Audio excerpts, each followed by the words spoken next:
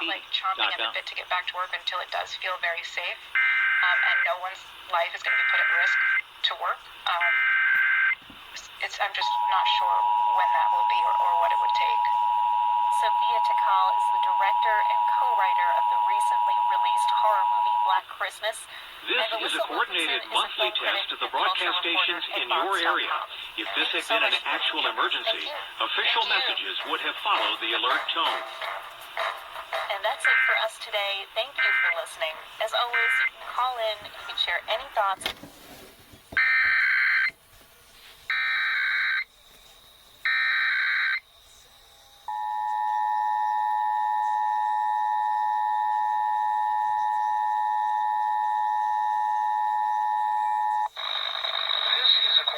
Monthly test of the broadcast stations in your area.